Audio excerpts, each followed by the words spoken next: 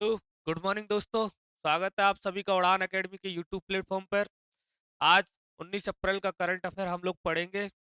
तो बढ़ते हैं हम अपने करंट अफेयर की ओर।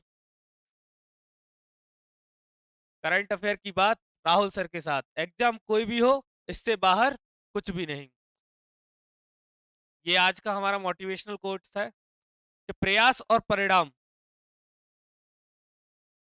परिणाम के बीच के अंतराल में जिस साधना और धैर्य के साथ आप जीना सीखेंगे, वही तय करेगा कि जीवन में आप जीत के बाद संयम और हार के बाद साहस कैसे पाते हैं, साहस पाते हैं या नहीं। क्या होता है कि अपन कंपटीशन लाइन की तैयारी कर रहे हैं, तो इसमें धैर्य रखना, पेशेंस बहुत जरूरी है। क्योंकि कभी कभी क्या है, सफलता मिलने में थोड़ा सा टाइम लगता है और किसी किसी को सफलता बहुत जल्दी मिल जाती है। तो अपने अंदर पेशेंस होना चाहिए कंपटीशन लाइन में। और एकदम अपने तैयारी करते रहिए अच्छे से, और पेशेंस बनाइए। आज नहीं तो कल जरूर सफलता मिलेगी। आज का हमारा पहला क्वेश्चन,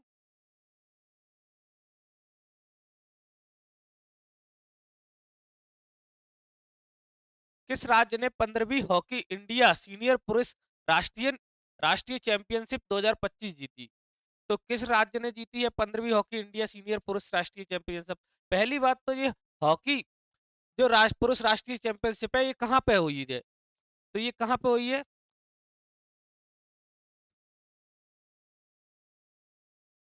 तो ये मेजर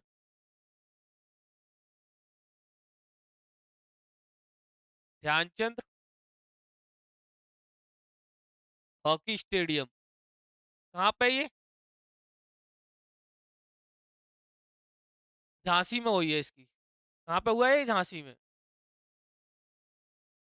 सीनियर पुरुष राष्ट्रीय चैंपियनशिप हॉकी कहाँ पे हुआ है? झांसी में हुआ है। कब हुआ है? 15 अप्रैल को। 15 अप्रैल 2025 को। तो इसमें अभी कौन सी टीम जीत गई है? तो इसकी टीम पंजाब टीम जीत गई है। कौन सी? पंजाब टीम ने इसमें जीत हासिल की है। और मध्य प्रदेश इसमें सेकंड नंबर पर रहा है। कौन से नंबर पर रहा है मध्य प्रदेश? सेकंड नंबर पर, वो विजेता। अगर हम पंजाब की बात करें तो पंजाब की कैपिटल क्या है?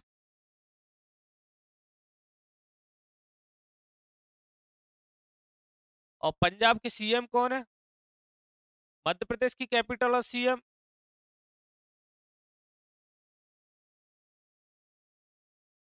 उत्तर प्रदेश की कैपिटल और सीएम?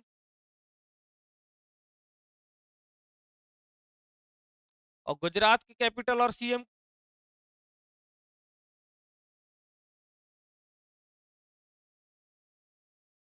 तो चलो बताते चलो। पंजाब की बात करें कैपिटल, तो पंजाब की कैपिटल है चंडीगढ़। क्या है? चंडीगढ़। सीएम है यहाँ पर कौन? भगवत मान सिंह। कौन? भगवंत मान। मध्य प्रदेश की कैपिटल भोपाल।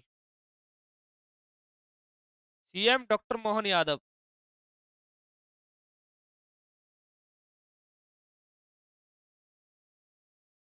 उत्तर प्रदेश के मध्य प्रदेश के गवर्नर कौन है? मंगूभाई शकललाल पटेल।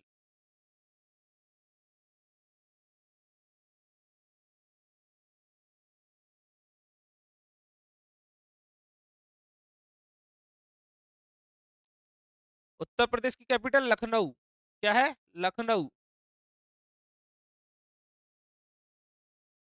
उत्तर प्रदेश के सीएम योगी आदित्यनाथ।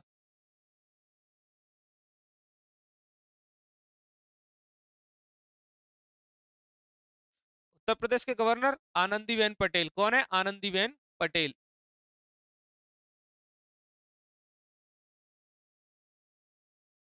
अच्छा, गुजरात की बताइए कैपिटल क्या है और गुजरात की सीएम कौन है? तो गुजरात की कैपिटल की हम बात करें तो गांधीनगर। क्या है? गांधीनगर। और गुजरात के सीएम कौन है? भूपेन्द्र भाई पटेल।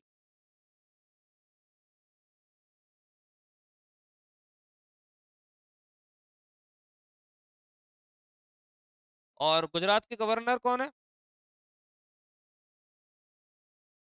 आचार्य देवव्रत। कौन है? आचार्य देवव्रत।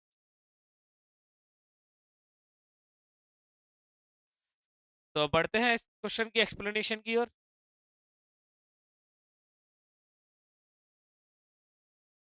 हार्दिक सिंह की कप्तानी में पंजाब ने झांसी में हुए फाइनल में मध्य प्रदेश को 4-1 से हराया। अब ये हार्दिक सिंह क्रिकेट वाले हार्दिक सिंह नहीं समझ लेना। बढ़ते हैं नेक्स्ट क्वेश्चन की ओर।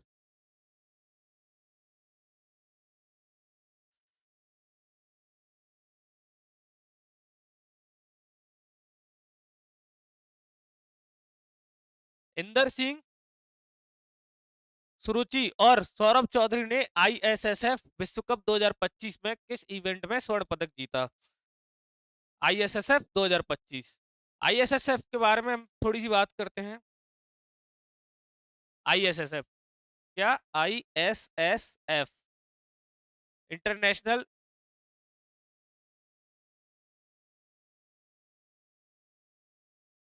Shooting sports federation. कहाँ पे हुआ है ये?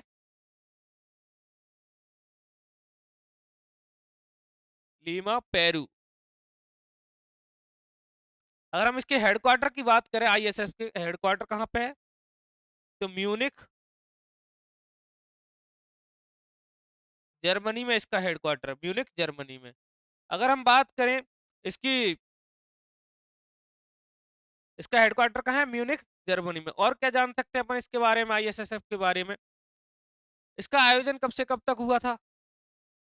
आयोजन कब हुआ था? 1 से 10 अप्रैल। तो स्वर्ण पदक कौन जीता है? इंदर सिंह सुरजी और सौरभ चौधरी ने स्वर्ण पदक जीता है। किसमें जीता है? तो 10 मीटर एयर पिस्टल में। किसमें? 10 मीटर एयर पिस्टल में। 10 मीटर एयर पिस्टल में इन्होंने स्वर्ण पदक जीता है। बढ़ते इस क्वेश्चन की एक्सप्लेनेशन की ओर। दोनों ने पेरू के लीमा में आयोजित विश्व कप में 10 मीटर एयर पिस्टल मिश्रित टीम में स्वर्ण पदक जीता है। आज का हमारा नेक्स्ट क्वेश्चन, 17 अप्रैल को कौन सा वैश्विक स्वास्थ्य दिवस मनाया जाता है? 17 अप्रैल को। तो 17 अप्रैल को कौन सा वैश्विक स्वास्थ्य दिवस मनाया जाता है? तो विश्व होमोफिलिया दिवस। कौन सा? विश्व होमोफिलिया दिवस। कब मनाया जाता है ये? 17 अप्रैल को। मैंने अप्रैल के सारे डेट आपको याद कराए थे। वर्ल्ड हेल्थ डे कब मनाया जाता है? 7 अप्रैल को। वर्ल्ड मलेरिया डे 25 अप्रैल को। और वर्ल्ड एड्स डे कब मनाया जाता है? वर्ल्ड एड्स से 1 दिसंबर को। तो मैंने आपको अप्रैल के सारे डे याद करवाए थे अभी। तो बताइए, विश्व ऑटिज्म जागरूकता दिवस 2 अप्रैल को। कब? 2 अप्रैल को। वर्ल्ड हेल्थ डे कब मनाया जाता है? 7 अप्रैल को। महावीर जयंती कब मनाई जाती है? 10 अप्रैल को। और विश्व पुस्तकालय कॉपीराइट दिवस कब मनाया जाता है? तो 23 अप्रैल को। विश्व पृथ्वी दिवस 22 अप्रैल को। राष्ट्रीय सिविल सेवा दिवस 21 अप्रैल को। और राष्ट्रीय पंचायती राज दिवस 24 अप्रैल को। विश्व मलेरिया दिवस 25 अप्रैल को। और डॉक्टर भीमराव अम्बेडकर जयंती 14 अप्रैल को। तो ये अप्रैल के कुछ इंपोर्टेंट डे हैं, याद कर लेना।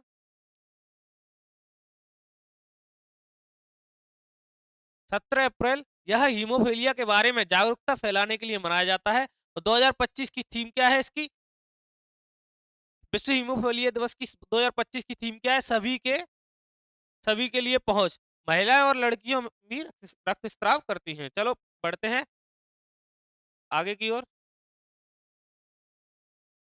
कलम और कवच 2.0 रक्षा साहित्य महोत्सव का महोत्सव कहाँ आयोजित हुआ है? कलम और कवच रक्षा साहित्य महोत्सव आयोजन कहाँ हुआ है? इसकी बारे में बात करते हैं हम। पहली बात तो इसका आयोजन कहाँ हुआ है? तो इसका आयोजन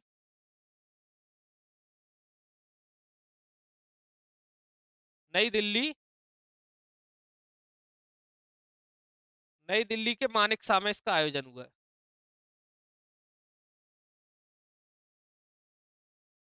किस किस के सहयोग से इसका आयोजन हुआ है?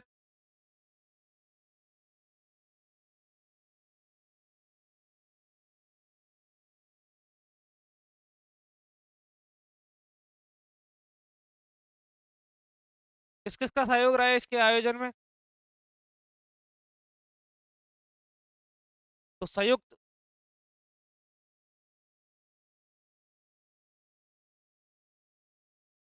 युद्ध अध्ययन रक्षा मंत्रालय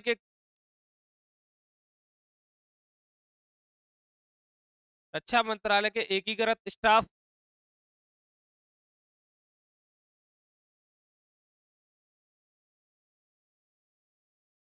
और पेंटागन स्टाफ के सहयोग से इसका आयोजन किया गया है। किस किस के सहयोग से? संयुक्त युद्ध अध्ययन केंद्र और अध्ययन के और रक्षा मंत्रालय के स्टाफ और पेंटागन प्रेस के स्टाफ पेंटागन प्रेस स्टाफ के सहयोग से इसका आयोजन किया जा रहा है। तो कहाँ पे किया जा रहा है? नई दिल्ली में किया जा रहा है। अच्छा, इसका उद्देश्य क्या है? इसका उद्देश्य क्या है? इसका उद्देश्य बताइए। भारत की रक्षा क्षमताओं को आत्मनिर्भर बनाना इसका उद्देश्य है। क्या है? भारत की रक्षा क्षमताओं को आत्मनिर्भर बनाना।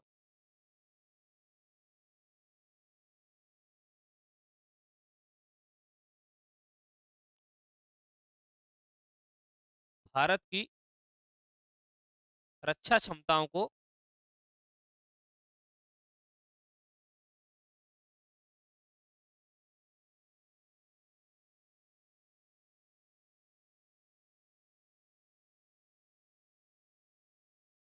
आत्मनिर्भर बनाना।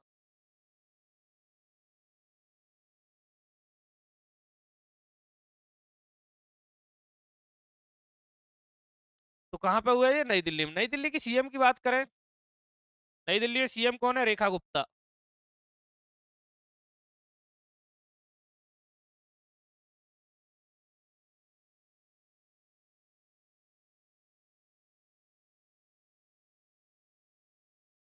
हैदराबाद किसकी राजधानी है? तेलंगाना की राजधानी है।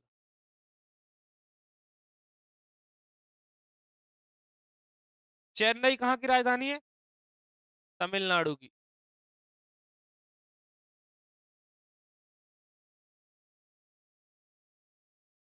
बेंगलुरु कर्नाटक की।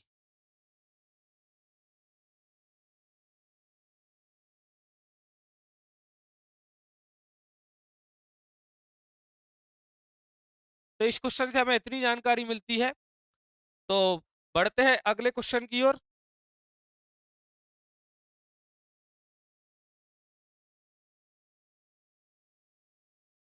इसकी एक्सप्लेनेशन देख लेते हैं।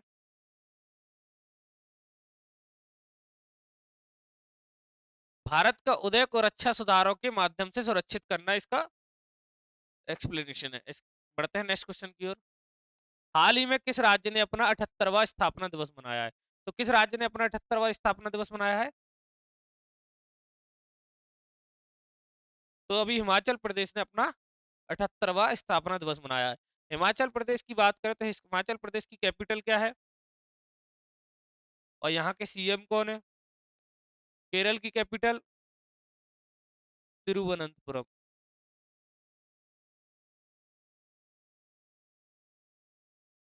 CM Pinarayi Vijayan. Pinarayi Vijayan.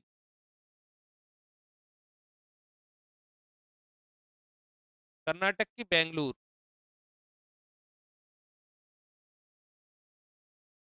CM Siddaramaiah.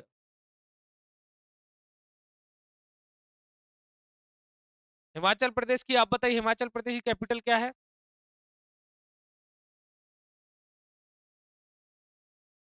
Shimla. CM Sukhvinder Singh Sukhu.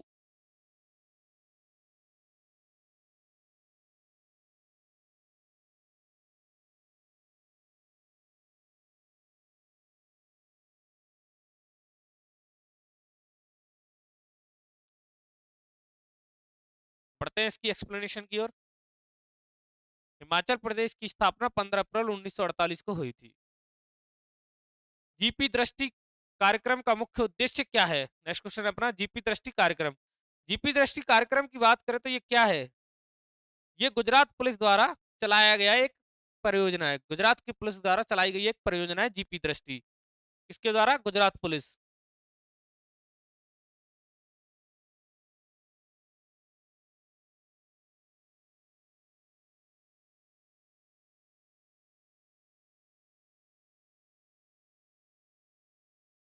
Gujarat police. अगर हम बात करें दृष्टि की, तो दृष्टि की फुल फॉर्म क्या है? दृष्टि क्या है ये?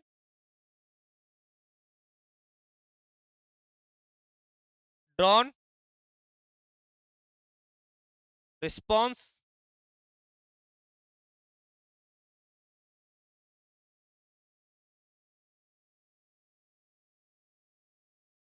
Drone response and aerial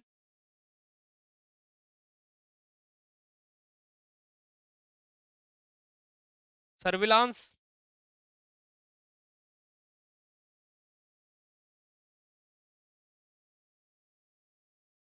tactical tactical और क्या है?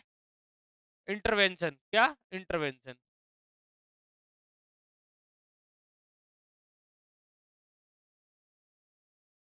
इसके इसमें क्या होगा? गुजरात पुलिस के जैसे गुजरात पुलिस को कहीं पर भी कोई अपराध हो रहा है, उसकी सूचना अगर गुजरात पुलिस के कंट्रोल रूम में जाती है, तो जो ड्रोन है और पीसीआर वैन जो होती है उसको अलर्ट पे कर दिया जाएगा और ड्रोन को वहां के लिए रवाना कर दिया जाएगा अपराध घटना स्थल पे।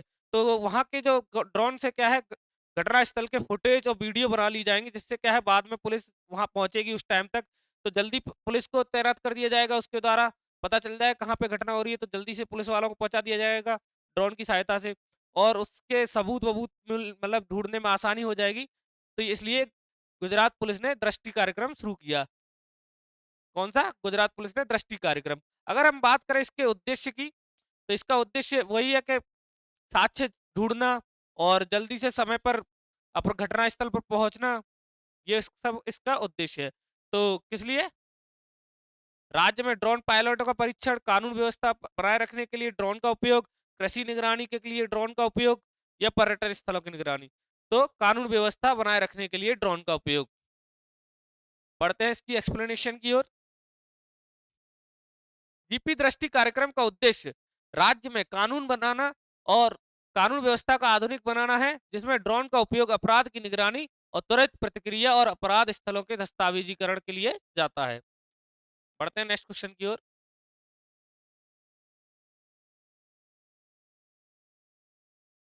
इंटरपोल के गवर्नेंस कमेटी के अध्यक्ष चुने जाने वाला पहला देश कौन सा है? तो हम इंटरपोल की बात करें तो इंटरपोल की फुल फॉर्म क्या होती है? Interpol criminal police organization. क्या होती है? Interpol police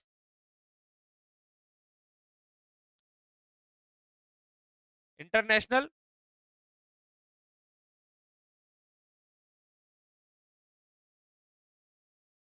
criminal police organisation.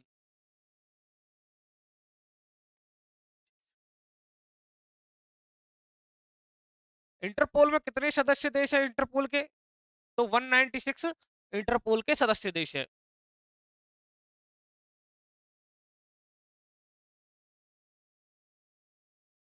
कितने सदस्य देश है इंटरपोल के? 196। भारत भी इंटरपोल का एक सक्रिय सदस्य है, और इसका भारत में कहाँ पे हेडक्वार्टर? तो भारत भी इंटरपोल का सक्रिय सदस्य है।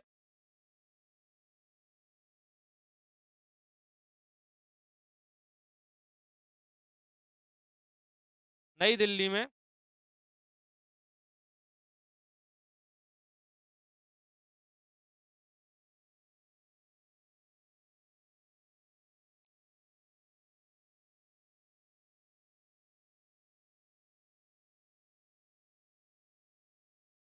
नई दिल्ली में एनसी द्वारा एनसीबी द्वारा नेशनल क्राइम ब्यूरो के द्वारा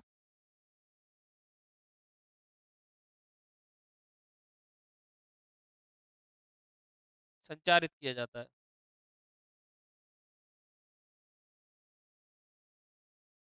इसको सीबीआई देखती है। कौन देखता है भारत में? सीबीआई। तो कहाँ पे इसका मुख्यालय? फ्रांस में। फ्रांस की कैपिटल की बात करें तो क्या है फ्रांस की कैपिटल? पेरिस। क्या है फ्रांस की कैपिटल? पेरिस। और फ्रांस की मुद्रा क्या है? यूरो। संयुक्त अरब अमीरात, सॉरी,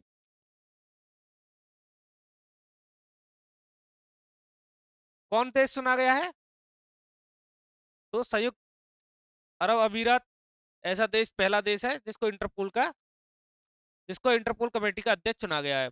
और फ्रांस की बात करें हम, तो फ्रांस की कैपिटल क्या है? पेरिस। और करेंसी यूरो। अबू धाबी की, संयुक्त यूएई की कैपिटल क्या है? Abu Dhabi. क्या है? Abu Dhabi. करेंसी की बात करें, क्या है? दिरहम। जर्मनी की बात करें, जर्मनी की कैपिटल बर्लिन। बर्लिन। और करेंसी क्या है यहाँ की? यूरो। ब्राजील की कैपिटल ब्रासीलिया। क्या है? ब्रासीलिया। और ब्राजील की करेंसी क्या है? ब्राजीलियन।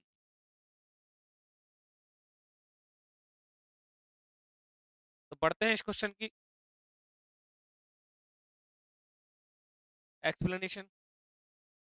संयुक्त अरब अमीरात यूएई को इंटरपोल की नवगठित गवर्नेंस कमेटी का पहला अध्यक्ष चुना गया है, जो अंतर्राष्ट्रीय पुलिसिंग में उसकी बढ़ती भूमिका को दर्शाता है। अपना नेक्स्ट क्वेश्चन। जापान वर्ष 2026 तक भारत को कौन सी शिकानसेन ट्रेन श्रृंखलाएं निशुल्क प्रदान करेगा? तो अभी क्या है, जापान भारत को 2026 में, कब? 2026 में दो ट्रेनें सौंपेगा, शिकानसेन ट्रेन, दो श्रृंखलाएं देगा ट्रेनों की। कौन सी ट्रेन, कौन सी श्रृंखला है वो? E5 और E3। कौन सी? E5 और E3 ट्रेन की श्रृंखला देगा जापान भारत को। तो जब E5 इसका परीक्षण ना, इसके परीक्षण की बात करें, इन ट्रेनों का उपयोग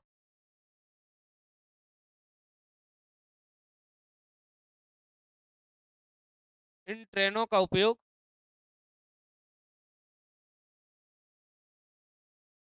मुंबई से अहमदाबाद अहमदाबाद की तक किया जाएगा। क्या होगा इनका परीक्षण केंद्र? इनका परीक्षण कहाँ पे होगा?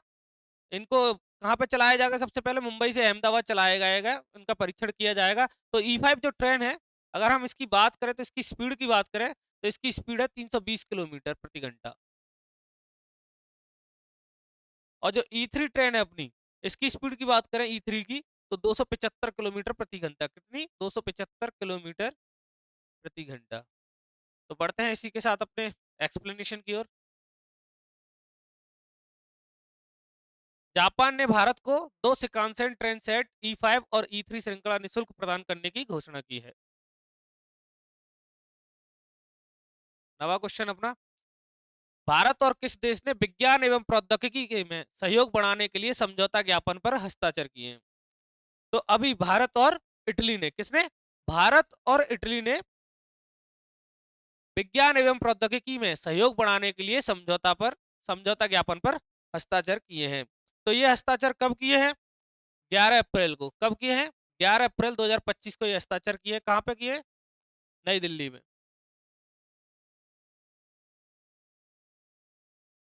11 अप्रैल 2025, दिल्ली।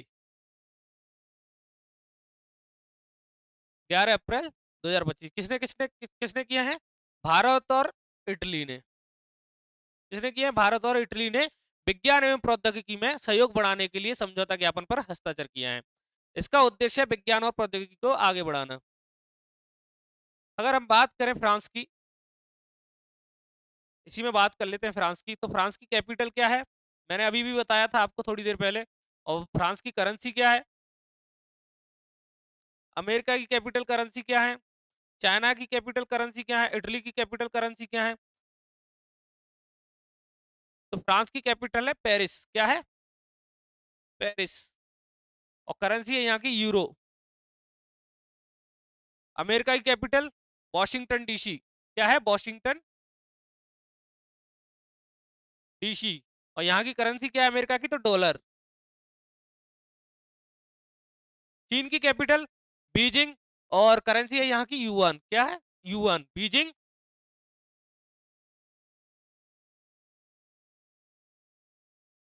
और करेंसी युआन। क्या है करेंसी? युआन। इटली की बताइए, इटली की कैपिटल और करेंसी क्या है? तो इटली की कैपिटल है रोम, और इटली की करेंसी है यूरो। क्या है? यूरो। रोम, यूरो। तो इस क्वेश्चन से हमें इतनी जानकारी मिलती है। बढ़ते हैं इसकी एक्सप्लेनेशन की ओर। भारत और इटली ने वैज्ञानिक अनुसंधान एवं तकनीकी नवाचारों में सहयोग के लिए यह समझौता किया है। तो आज बढ़ते हैं नेक्स्ट क्वेश्चन की ओर। आज का हमारा आखिरी क्वेश्चन, तेलंगाना सरकार द्वारा हाल ही में लॉन्च किए गए भू-भारती पोर्टल का मुख्य उद्देश्य क्या है? तो पहली बात तो, ये भू-भारती पोर्टल कहाँ पे लॉन्च हुआ है? कहाँ पे लॉन्च हुआ है भू-भारती पोर्टल? तो ये तेलंगाना में लॉन्च हुआ है। कहाँ पे? तेलंगाना में लॉन्च हुआ है। कब इसको लॉन्च किया गया है? तो 14 अप्रैल को इसको लॉन्च किया गया है। कब? 14 अप्रैल को। तो भू-भारती पोर्टल का मुख्य उद्देश्य क्या है? कृषि उत्पादों की ऑनलाइन बिक्री को बढ़ावा देना, या फिर राज्य में जल संसाधनों की निगरानी करना, या फिर भूमि रिकॉर्ड प्रबंधन और का पारदर्शी और कुशल बनाना, या फिर शहरी विकास परियोजनाओं के लिए वित्त पोषण प्रदान करना। तो बताइए भू-भारती पोर्टल का उद्देश्य क्या है? भू-भारती पोर्टल के उद्देश्य की बात करें तो इसका उद्देश्य है भूमि पंजीकरण और रिकॉर्ड सुधार करना। क्या? भूमि पंजीकरण और रिकॉर्ड सुधार करना, पारदर्शिता और दक्षता, और कानूनी आधार। क्या? कानूनी आधार।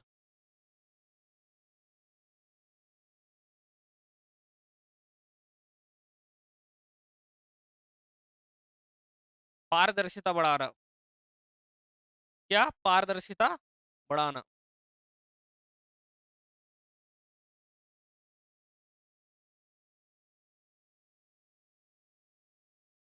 और भूमि पंजीकरण में सुधार, ये उसके उद्देश्य है। क्या है? उद्देश्य। क्या क्या उद्देश्य है?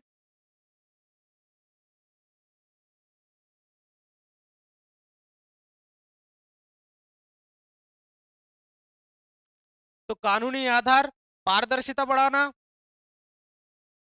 और भूमि पंजीकरण में सुधार। अगर हम बात करें भूमि पंजीकरण में रिकॉर्ड या सुधार, तो भूमि पंजीकरण में सुधार का मतलब होता है कि कोई जमीन किसके नाम पर है, सही है कि नहीं, कोई किसी और की जमीन कोई और तो नहीं बेच रहा है। ये सब चीजें किसमें आती है? भूमि पंजीकरण सुधार में आती हैं।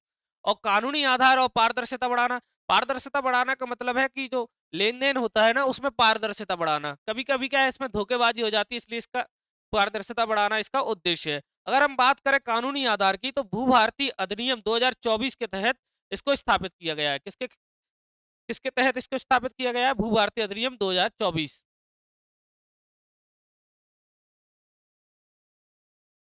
भू भारती अधिनियम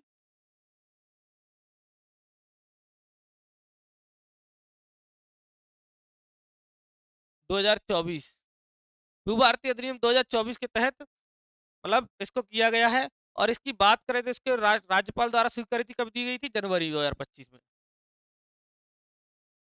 राज्यपाल स्वीकृति कब हुई थी? जनवरी 2025। तो क्या है? भूमि रिकॉर्ड प्रबंधन को पारदर्शी और कुशल बनाना। क्या है इसका उद्देश्य भू भारती पोर्टल का? तो भूमि रिकॉर्ड प्रबंधन को पारदर्शी और कौशल बनाना, कुशल बनाना।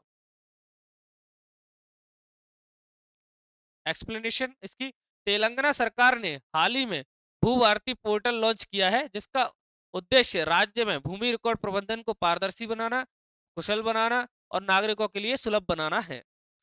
तो इसी के साथ आज के लिए इतना ही। और कल के ये कुछ रिवीजन क्वेश्चन है, कल जो हमने पढ़े थे। किस संस्थान ने भारत की पहली स्वचालित चमगादड़ निगरानी प्रणाली बैट इकोमैन विकसित की है? तो किस संस्थान ने किया है इसको, स्वचालित निगरानी प्रणाली? तो Indian institute for human settlement Bengaluru ने इसको किया है? किसने किस संस्थान ने किया है? Indian institute for human settlement, Bengaluru. Bharat की पहली स्वचालित चमगादड़ निगरानी प्रणाली है ये। अगर हम बात करें सेकंड क्वेश्चन की, तो अप्रैल से दिसंबर 2024 के बीच भारत में फार्मास्यूटिकल और चिकित्सा उपकरण क्षेत्र में कितनी एफडीआई प्राप्त हुई है? तो 11,888 करोड़। कितनी? 11,888 करोड़।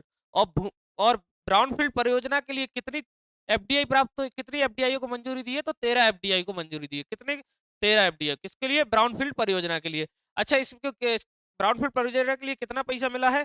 तो 7,240 करोड़ रुपए मिला है। अगर हम बात करें भारत में अनुसूचित जाति एससी आरक्षण वर्गीकरण, भारत में अनुसूचित जाति एससी आरक्षण वर्गीकरण अधिनियम 2025 को लागू करने वाला पहला राज्य कौन बना है? तो तेलंगाना पहला राज्य बना है जिसने एससी आरक्षण वर्गीकरण अधिनियम 2025 लागू किया है। इस अधिनियम में क्या था, मैंने आपको बताया था, एससी आरक्षण को 3 समूहों में बांटा है। कितने समूहों में बांटा है? 3 समूहों में।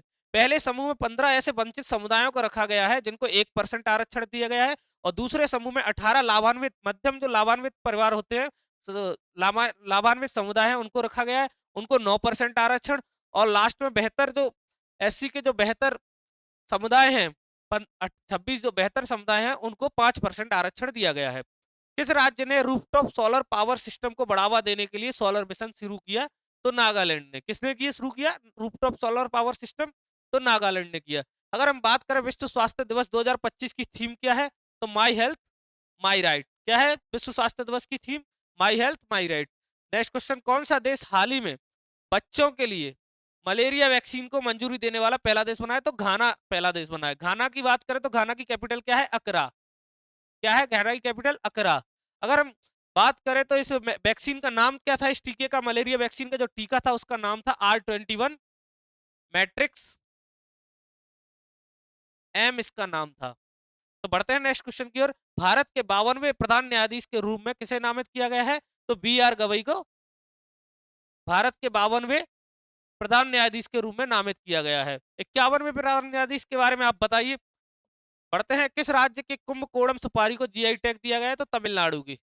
तमिलनाडु के कुंभकोणम को सुपारी को जीआई टैग दिया गया है। इसकी क्षेत्रीय विशेषताओं के लिए इसको जीआई टैग दिया गया है। 9 क्वेश्चन, केंद्रीय स्वास्थ्य मंत्री जेपी नड्डा द्वारा अत्याधुनिक अनुसंधान प्रयोगशाला का उद्घाटन कहाँ किया गया है? तो कहाँ किया गया है? एम्स ऋषिकेश में। नेक्स्ट लास्ट क्वेश्चन अपना आज का, डेनियल नोबोआ किस देश के राष्ट्रपति के रूप में फिर से चुने गए हैं?